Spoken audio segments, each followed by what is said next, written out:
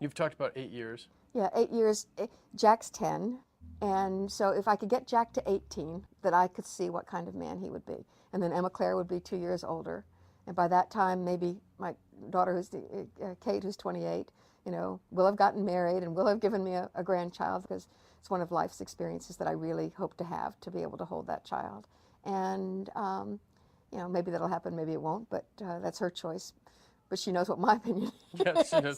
I think the request has gone out loud and clear. That's right. Like so many mothers, please give me a grandchild.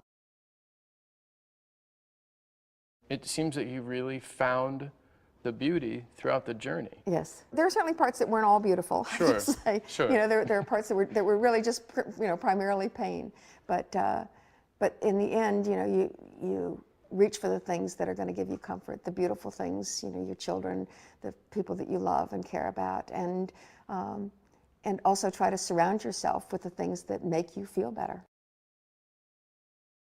So this is my bedroom, and it's a great place to wake up because I have a wonderful view. It's such a happy room. It is a happy room. It's a really happy room. Are there moments for you where you can't get out of bed?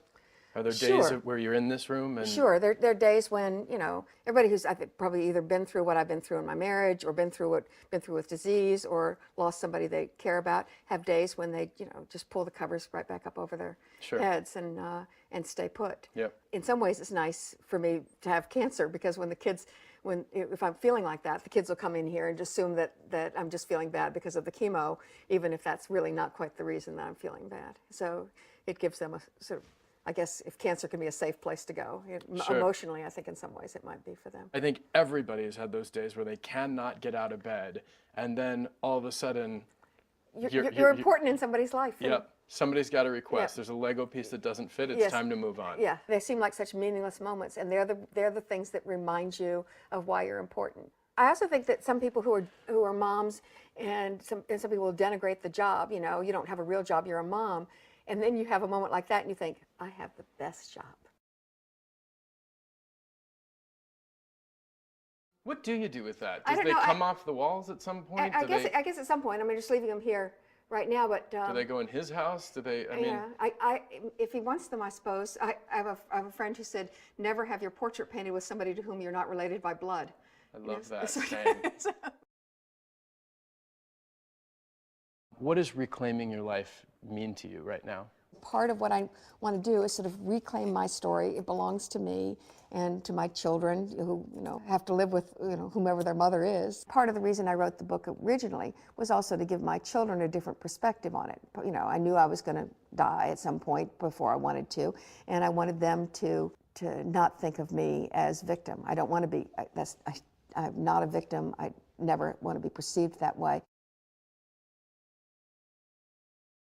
When you look at John today, yes, what do you see? I see the father of my children, and it's really important to me, particularly since I have a terminal disease. This is the person at some point who will take over the primary parenting, and it's important to me that he heal if he needs to. Have you forgiven him? Forgiveness is a hard word, because I don't know that I know everything, yet, and that's part of what I say. I may never know, what really happened in my life. So it's really hard to use a word like forgiveness. But we found a new way of interacting with one another that is healthy and I think for the kids and really easy for us, which is great.